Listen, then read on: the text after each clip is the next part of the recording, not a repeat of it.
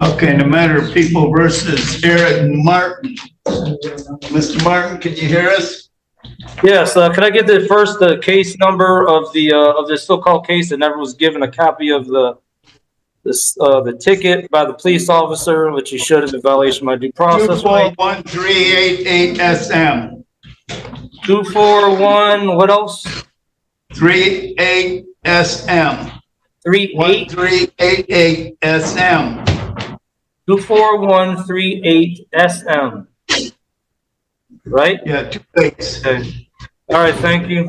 I do have in front of me a complaint charging with domestic violence violation of city code. It's misdemeanor. Oh, I see, January 24th, January 10th. Okay, you pleading not guilty, Mr. Gazicki? That's John James Gazicki. Mr. Martin expressed his right not to be represented by a court-appointed attorney. He wishes to represent himself. Okay. Is that right, Mr. Martin? Present myself, yeah. Okay. Because I don't want to give up my right to be one of the sovereign people, as the U.S. Supreme Court said I have a right to be. So. Okay.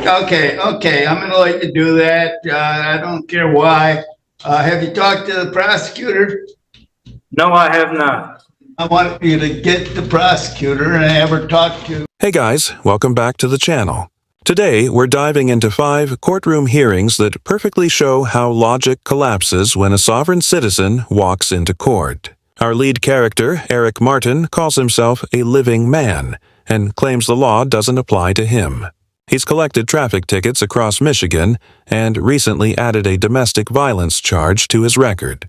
He's been in jail for over a month, still convinced the courts have no power over him.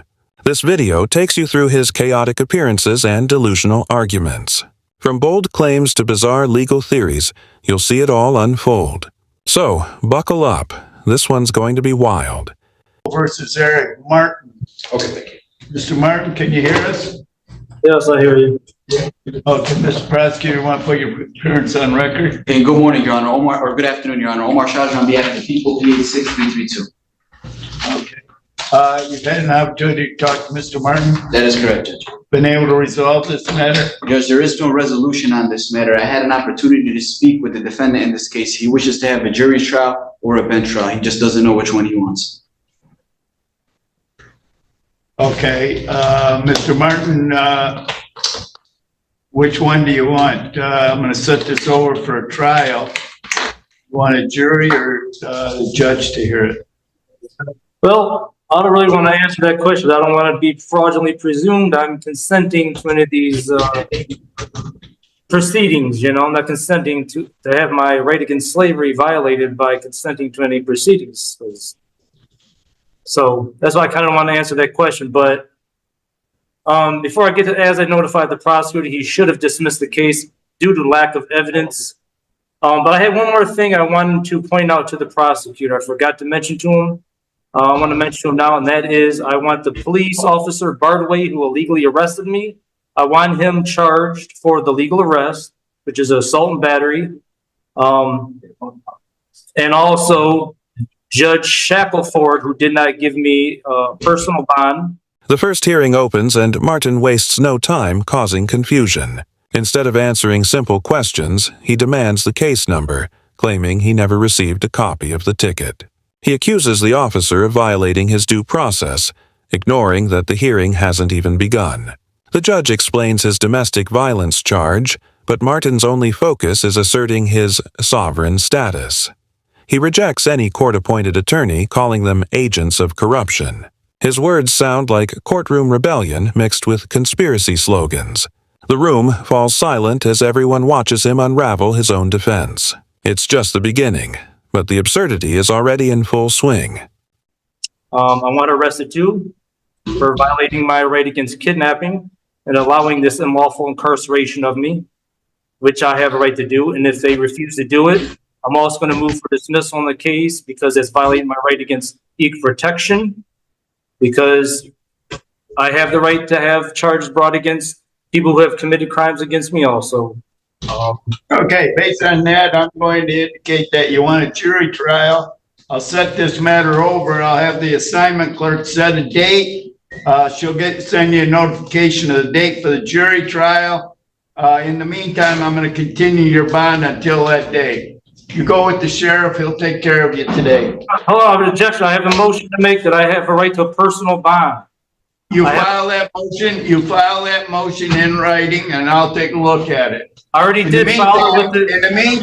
In the meantime, I want you to go with the sheriff, and he's going to take care of you. Hold on, object. I have some, I already Put 'em filed on, it with the court. put 'em on I'm mute. making that motion now. I'm making that demand actually now because it's a constitutional right to be Denied. innocent without guilty. Denied. All right, then I'll be taking your job. How about that? Because you violate my constitutional right, and I move to dismiss you off the case, disqualify you. Since you violate my due process right to a personal bond, then you showed your biasness, and you should not be in the case no more. I move to disqualify you. If you deny that motion, I request that you send it to the State Court Administrative Office. You're not supposed to continue my bond with monetary award. Shall confer to legally deny my personal bond, and you're not supposed to continue that illegal denial. I have a constitutional right to be presumed innocent, and that means the right to a personal bond.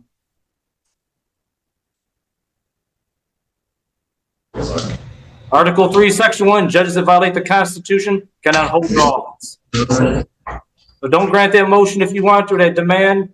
I'll be to get your job in a lawsuit. That's all I got to say. So you want to continue with that? Sound like they muted me, maybe. Well, these judges are going to find out. They're not above. When the prosecutor steps in, things take a turn for the surreal. Martin refuses to choose between a jury or bench trial because answering would mean consenting to slavery. He argues the case should be dismissed due to lack of evidence, though the victim is literally sitting next to him. The judge explains trials determine evidence, but Martin keeps circling back to his fantasy laws. He demands rights that don't exist while rejecting the ones that do.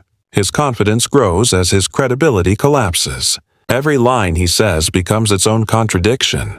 The prosecutor stays calm, realizing logic won't survive this encounter. This is case 231510, People of the City of Taylor versus Eric Martin. Jeffrey Fanto, the court asked me to verify that Mr. Martin would be presenting himself without the assistance of attorney. That appears to be his position, Judge. All right, so Mr. Martin, you are waiving the House Counsel? Yes, so I'm not fraudulently assumed to be the defendant, a living man, not the legal fiction corporate entity defendant, which I couldn't possibly be. I don't due to canon law being, unfair. It's you guys fraudulently assume that if I take an attorney. So that's the unfairness why I can't accept attorney because of that. Sure. All right, and you understand all of your constitutional rights? I do my best to. I've been studying, practicing law 28 years. All right, that's all right. So looks like this is ready to be set for a jury trial. Is that right? Yeah, but I wanted jury trial of my peers means of the sovereign people, not U.S. citizen slaves who most probably everyone of the jury probably say they are. So. As the individual who determines questions of law, that's me. I will make sure that it is a jury of your peers. So, and I'll determine that. So we will have this set, and then I'll mail out the date for the jury. Then Martin launches his most ridiculous argument yet. He demands that the arresting officer be charged with assault and battery for illegally arresting him. He accuses the judge of kidnapping him by denying a personal bond. He even threatens to take the judge's job through some imaginary legal authority. The judge continues professionally, setting the next hearing date. But Martin keeps shouting about constitutional rights and personal sovereignty. His tone shifts from confident to furious as the court mutes his microphone. The irony is painful. He screams about freedom while proving he can't handle order. The first hearing ends, but the chaos is just warming up. Trial. I believe is a date set for next Tuesday for the jury trial in this matter. All righty, I see that. I have objections about, I cannot probably prepare for trial in this jail. I've been illegally denied my, constitutional right to a personal bond, even though it's my constitutional right because it's part of my right to be innocent before guilty. It's been denied so far. I have no money to pay for a bond to get out of here. So that's especially why I also should be given a personal bond. And like I said, I cannot probably prepare for one in here, you know?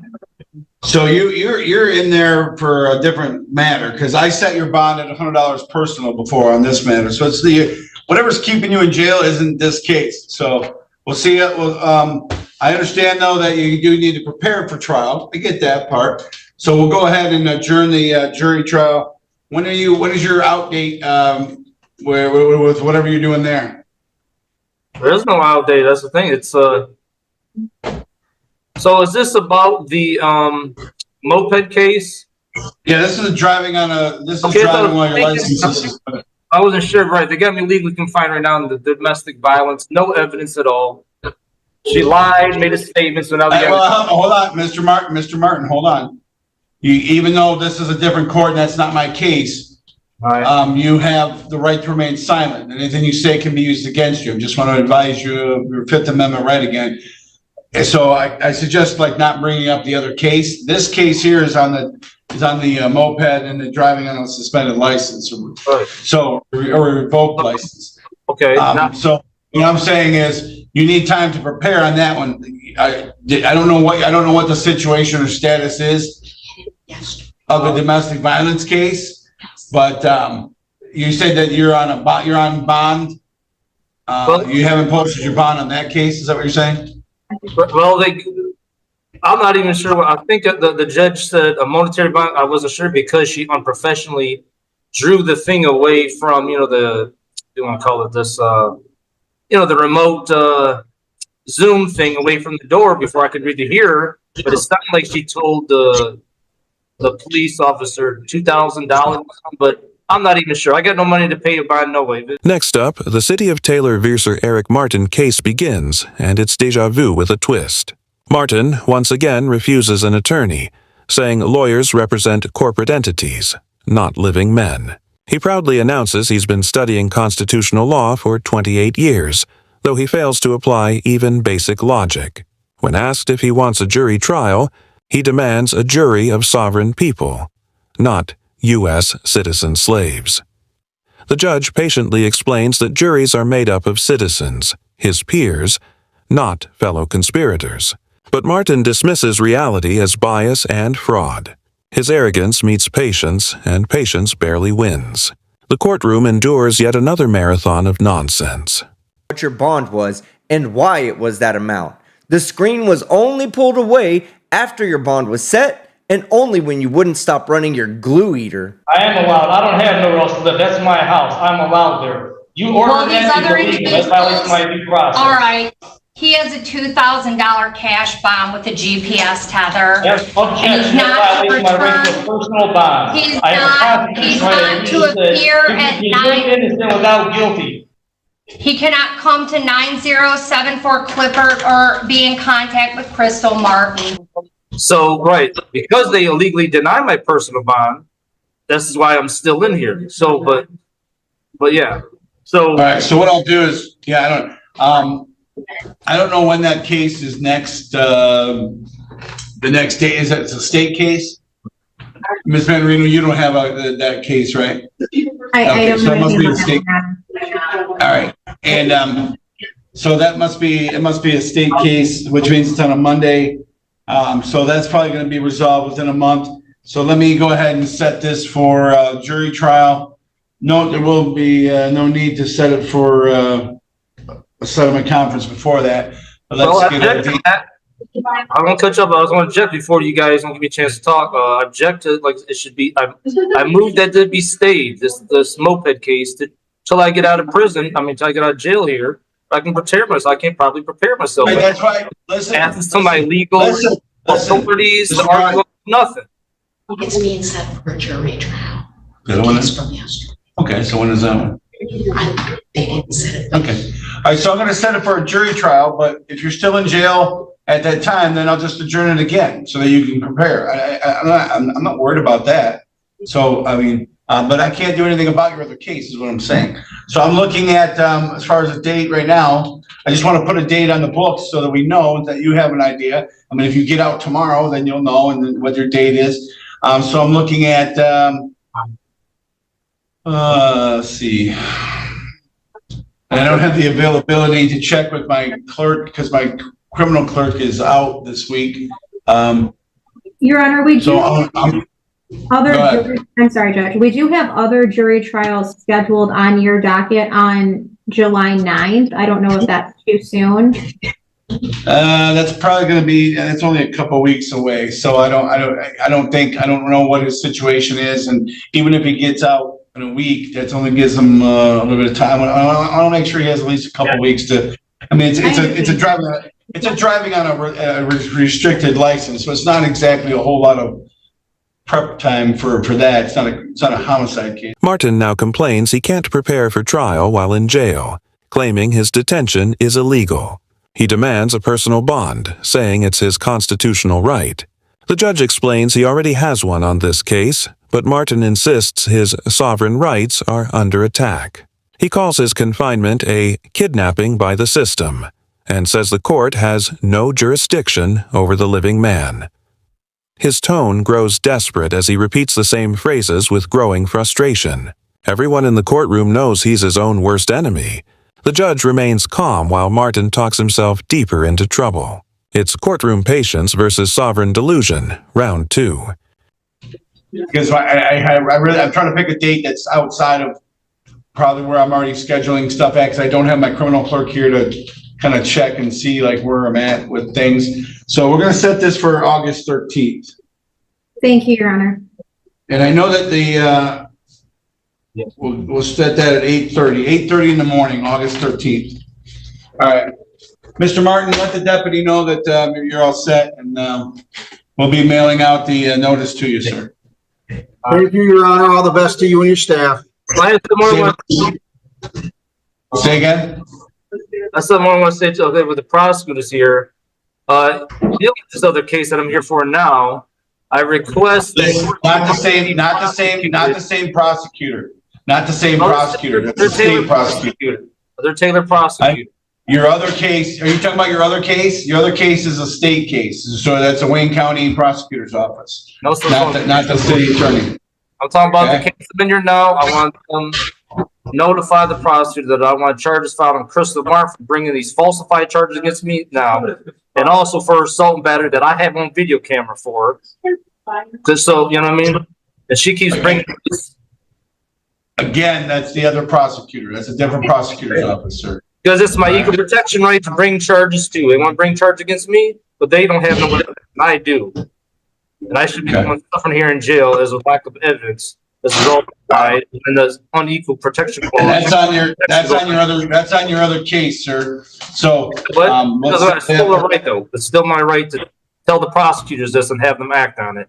And if they don't, that's going to certify a defense. This isn't the proper prosecutor. That's the Wayne County Prosecutor's Office on your other case, okay? This is the city attorney. Okay? Deputy, have a good rest of your day to you and your staff. Thank you, Your Honor. Thank you, Your Honor. This is the first time I have ever seen someone age an entire decade over just 3 weeks. McMullen, case, the motion to set aside. Let me bring them out. People versus Martin, case 241388 SM. Today's the date and time set for a settlement conference. Also, there was a motion by Mr. Martin, motion to dismiss the case.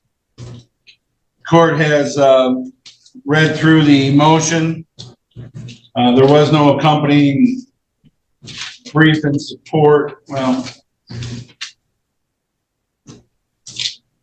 there's also objections to the denial of the personal bond. I'm going to consider that as a motion for reconsideration. All right, Mr. Martin, was there anything else you wanted to place on the record, sir? Oh, yes. Well, first, I'm not the fraudulently assumed defendant. I am a living sovereign man. I can see that you are a living man. You are currently talking and we are having a conversation, so, okay. Right, but John, under the law, there's fraudulent presumptions under canon law 3228 that, you know, that say otherwise, and there's a lot of support what I'm saying. The judge schedules a jury trial, offering Martin extra time to prepare, but he takes that as an insult. He objects to every statement, accuses the judge of bias, and demands the case be stayed until he's released. He refuses to let anyone else speak, turning the hearing into a one-man performance. The judge calmly explains that this court can't resolve his other charges, but Martin insists on rewriting reality. Every attempt at clarity is met with wild accusations of fraud and slavery. The hearing wraps up only because time runs out.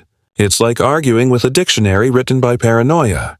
That's why I say what I say to the record. But anyways, yes, I do have other things to say. First, I also want to file a demand to dismiss this case based on speedy trial violation under Michigan Court Rule 6.004C, 28 days for speedy trial in misdemeanor cases. I've been in jail over that since the 8th of last month. And also, we'll go ahead and do that. And I also want to say, I ask that you give me all the time to speak, say anything I want to say, instead of like shutting the court proceedings off that's happened before, make sure I'm done with everything I have to say. But that's it for right now. But like I said, I might have to say, depending on what you say in response. All right, well, your motion to dismiss is denied. Your motion for reconsideration with regard to personal bond is also denied. Are we setting this for a bench trial or a jury trial? Before I ask that question, I have to respond now to your denial. Now, based on what reasons are those denied, I have things to say in response to that. Well, sir, I'm not cutting you off, but there's nothing, it's my ruling. If you want to file a motion for reconsideration as to anything, you're more than welcome to follow the court rule and do so. But there's really nothing to add to my ruling. I'm just asking the reason. I'm not asking what are the reasons that the bond, for example, is denied? Okay, first of all, what reasons is it being denied? I've already stated that last time, sir. So are we at the next question here is, do you want a bench trial or a jury trial? Well, I have more to say in response to do you want a bench trial or a jury trial, sir? Stop avoiding the question. I just want to take off jury. Jury trial. All right, we're going to set this for a jury trial. But I want to make it clear, I'm not consenting to you'll be given notice of when that will be, sir. Okay, I'm not consenting to the jurisdiction of the court still, and you are subject to the jurisdiction of this court, sir. You live in the state of Michigan, you live in the jurisdiction, and under the Michigan Constitution and the United States Constitution, this court does have jurisdiction over this case and over you as the alleged defendant. The warrant was signed with probable cause. The warrant had probable cause. The warrant was signed. That's all that's needed to bring a charge, and it's brought in the proper place, which is here. Before signing off, Martin insists on one more stunt. He demands the prosecutor file criminal charges against his alleged victim for false statements. The judge explains that's not how law works, but Martin isn't hearing it. He keeps lecturing about equal protection and constitutional fairness, as though repetition will make him right.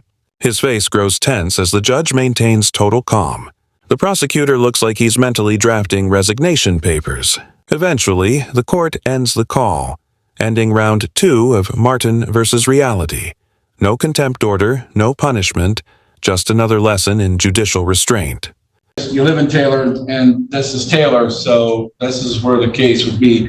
So your motions were denied, and we're going to set this for a jury trial. We'll be giving you the date and time of when that jury trial will be. Let the deputy know that. That's what I mean. See, I'm not done yet. I have more to say. People versus Paul Kuhn, number 235256. Sierra Coke on behalf of the people. Kuhn is present here in the courtroom today. This was originally set as a sentencing hearing.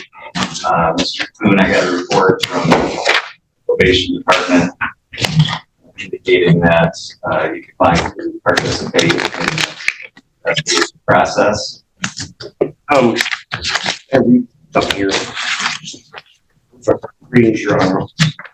I'm here by special appearance, not a general appearance, and I reserve all my rights and explicit reservation without prejudice. I, Paul Kuhn, a sentinel moral being, have examined the path of my feet on and have concluded that I have dishonored many people, including, but not limited to, the people, the peace officers, the city, the county, and to determine that I have made many mistakes, and I'm sorry for my sins, and therefore I repent now.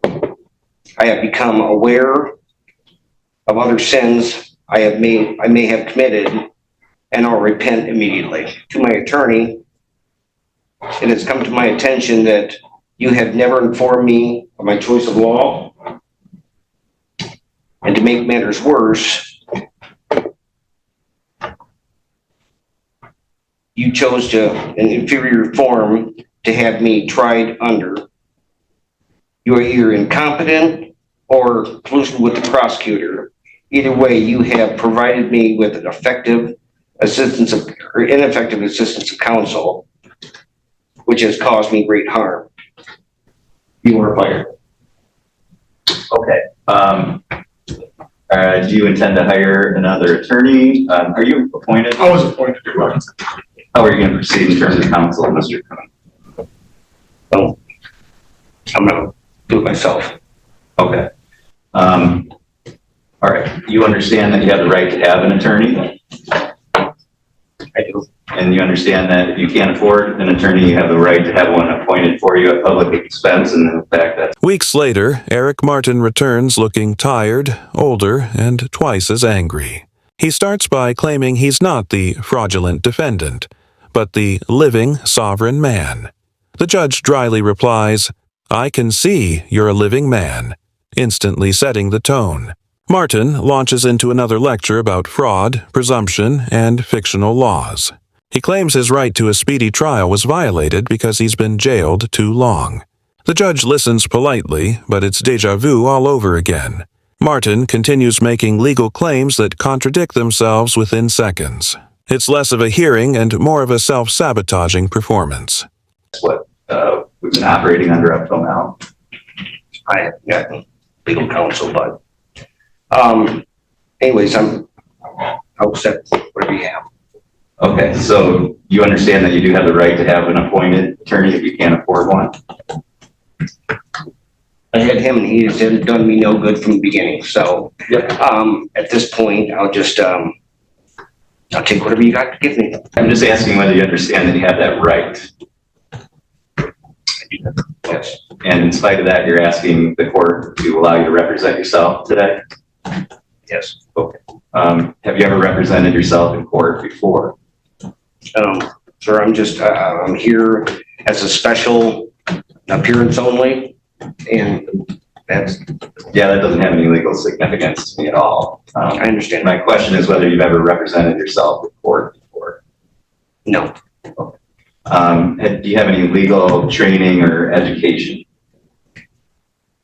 No, just have the people that help me through this. Okay. And so you understand that there are, not having represented yourself, not having any legal training or experience, that there are risks involved in representing yourself?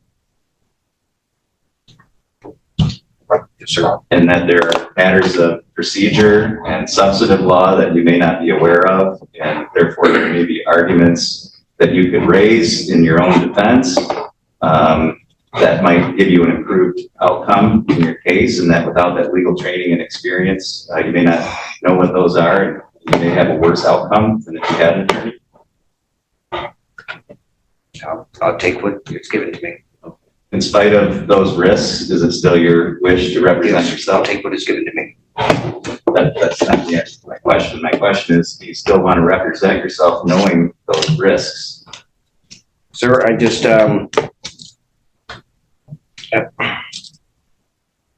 I'll accept any offer. In return, your offer to for your closure and settlement of any account I may have. Okay, again, my question is, in spite of the risks of representing yourself, are you still asking to represent yourself? Yes. So at this point, the court, with Mr. Germerty will discharge you. The court finds that your request to represent yourself is knowing and voluntary and unequivocal. And so at this point, the court's going to allow you to represent yourself going forward. Do you have anything to say with regard to your... Martin continues his attack, claiming his rights are being trampled and demanding immediate release. He quotes Michigan's court rules, but the judge calmly reminds him those don't apply when you refuse jurisdiction. The court explains that his behavior and past absences make him a flight risk. Martin interrupts, declaring he's innocent until proven guilty, ignoring that he's mid-trial. He's convinced everyone else is corrupt while he alone understands justice. The judge's patience is almost saintly at this point. Each time Martin argues, he strengthens the case against himself. The law remains steady. His arguments crumble under their own weight. Refusal to participate in the pre-sentence interview process. Whatever you want to give me, I'll accept. Okay, so that's something that you're required to do as part of the court's order. Because you declined to do that, the court is going to revoke your bond. The court is going to order that you be remanded to the Crawford County Jail. I'm going to request the probation officer to make another attempt to go through the pre-sentence interview process with you. If you continue to decline, then we'll just go forward with sentencing without having that information before the court. And Mr. Haven, if Mr. Kuhn refuses to participate, you can just indicate that for the court and then prepare the pre-sentence report to the best of your ability without that information. Yes, sir. I did an acceptance, dated and signed the top of it. And that's all I'm doing. Okay, well, we'll give it another try anyway. And you're going to do what you're going to do. But for today's purposes, the court's going to revoke your bond and remand you to the jail. The court will set this for a sentencing hearing at its next available date. So you can go with the officers, please. Okay. Okay, so I just want to explain a couple things to you. That I have an obligation to ask you certain questions to make sure that you understand what's happening with your case. And that's why I'm asking you whether you understand that you have the right to have an attorney and that you would have the right to have one appointed if you couldn't afford one. I'm just trying to make sure that you understand your rights, and it's my job to explain those rights to you. I'm not asking you to give up any rights. You're not putting yourself in any kind of legal danger by answering these questions. I'm just trying to find out if you understand. As the hearing continues, the judge denies all motions, but Martin refuses to stop talking. He demands to know why, interrupts the explanation, and declares the court invalid. He accuses the judge of bias and fraud while asking for a jury trial he doesn't consent to. The contradiction is stunning. He wants a fair trial from a system he says doesn't exist. The judge sets the date anyway, showing incredible professionalism. Martin keeps shouting that he doesn't consent while the session ends. The court moves forward, but Martin's delusion stays right where it started. Logic 0, sovereign citizen 1, in his imagination. Understand what your rights are and how we're going to go forward so that I know that you're knowingly and voluntarily choosing not to have an attorney to represent you. And if you don't answer these questions that I'm asking you, it impedes my ability to proceed with the hearing in the way that I'm required to under the law. You understand that?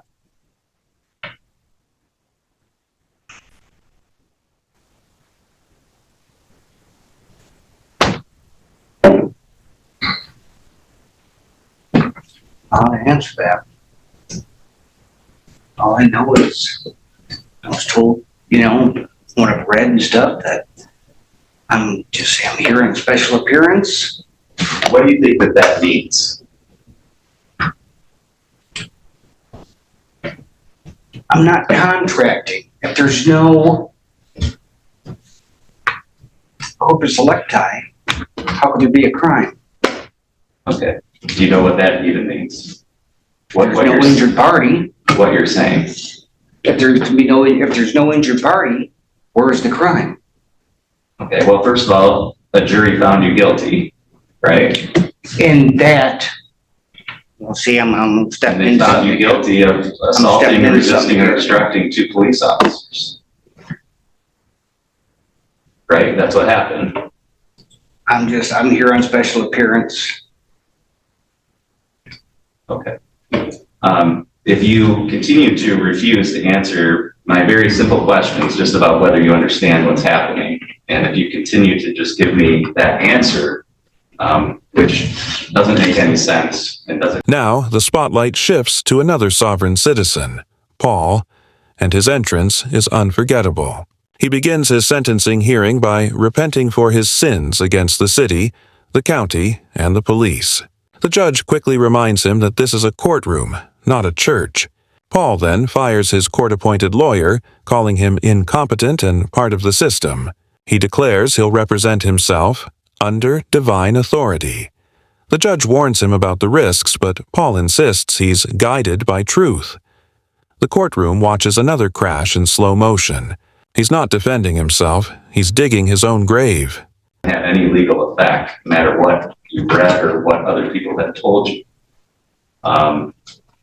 then you're impeding my ability to proceed in the way that I need to under the law. And if you continue to do that, my only option is to impose a sanction on you until you do answer my questions. And what that means is that I'm going to find you in direct contempt for impeding the function of the court by refusing to answer very simple questions. And I'm going to put you in jail for 30 days. And if at any point during that jail stay, you decide that you will answer these very simple questions, then we'll come back into court immediately and we'll take care of the sentencing. But those are going to be your options, because I'm not going to have you just. Okay, well, thank you for clearing that up. So it's your choice. You can answer my questions or you can. An attorney, but the attorney I had absolutely did nothing. Okay, we're past that point. What we're here for today is a sentencing hearing, because you've been convicted, you've been found guilty by a jury of your peers. And so we're here for sentencing. So we're not here to talk about what did or didn't happen with your lawyer before. I'm trying to find out if you understand that you have the right to hire your own lawyer, or if you can't afford one, that one will be appointed for you. Do you understand that you have that right? Yes. Okay. And you understand that proceeding without a lawyer has certain risks. Paul's self-representation goes exactly how you'd expect. Terribly. The judge explains procedure step by step, but Paul answers in riddles. He talks about settlements and offers of closure, none of which exist in criminal law. His refusal to participate leads the court to revoke his bond. He's remanded to jail until he cooperates, still believing he's outside the system. The judge offers him another chance to comply, but Paul doubles down on silence. Reality meets fantasy, and fantasy loses. Once again, the courtroom turns into a lesson on consequences. Sovereign logic doesn't survive due process.